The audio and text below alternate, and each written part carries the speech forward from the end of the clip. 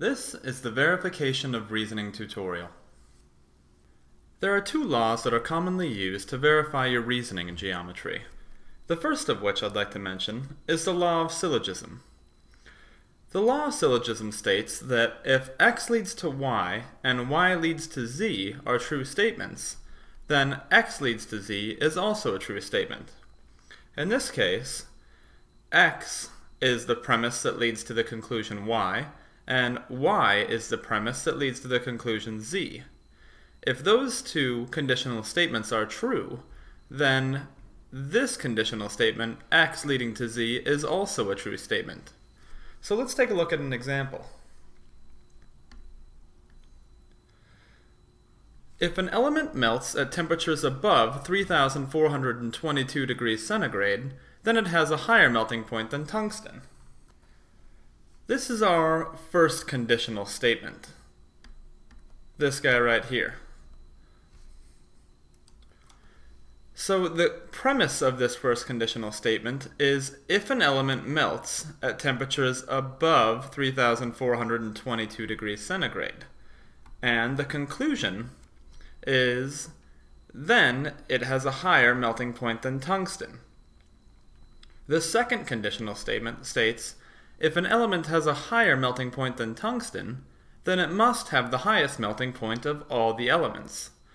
Now, notice in our standard law of syllogism that the conclusion of the first conditional statement, that y, is the premise of the second conditional statement. And that's true in this case here. The conclusion of the first, underlined in blue, is then it has a higher melting point than tungsten.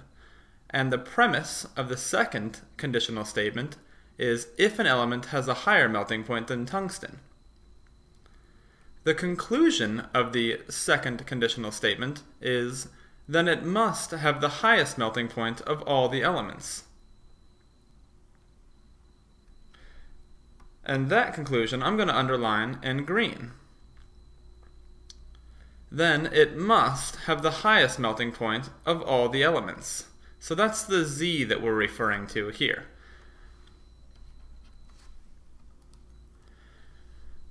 Lastly, we have a statement that says carbon has a melting point of 3,675 degrees centigrade.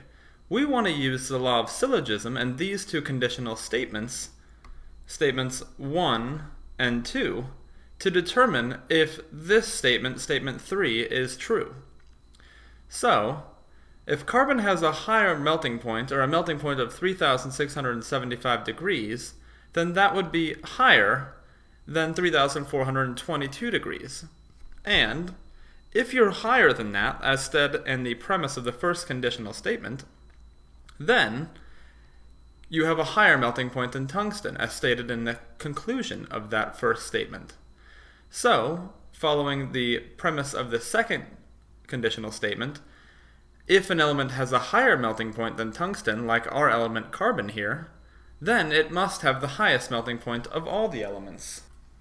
Thus, it's safe to say that carbon has the highest melting point of all the known elements, and that is because of the law of syllogism. We've used those first two conditional statements to prove statement 3 true. Alright, so the next law that we want to discuss is called the Law of Detachment. If the premise x leads to the conclusion y is a true statement, and the premise x is true, then the conclusion y must be true. So let's take a look at an example. If Tony eats a sandwich, then he will not be hungry. So our premise is here in red, if Tony eats a sandwich, and our conclusion is underlined in blue. Then he will not be hungry. So the red underline is our x, and the blue underline is our y. If the red is true, then y must also be true. However, if the y is true, it does not necessarily mean that the x is true, the hypothesis or the premise, according to the law of detachment.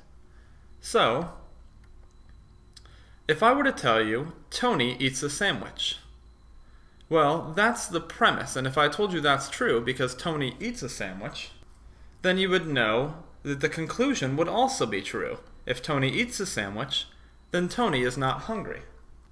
However, What if I just told you this statement? Tony is not hungry. Does that necessarily mean that Tony just ate a sandwich? No, Tony could have had lasagna or spaghetti or a bowl of cereal. You don't know based on the conclusion forward. However, if I were to tell you that Tony ate a sandwich, if I were to tell you that that premise is true from our conditional statement, you would know that Tony is not hungry.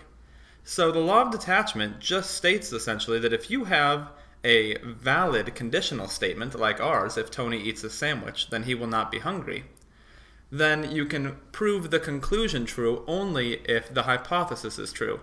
If the conclusion is true, however, that doesn't necessarily tell you that the hypothesis is true. You have to know that the hypothesis is true first before you can say that the conclusion is true. And that's the law of detachment.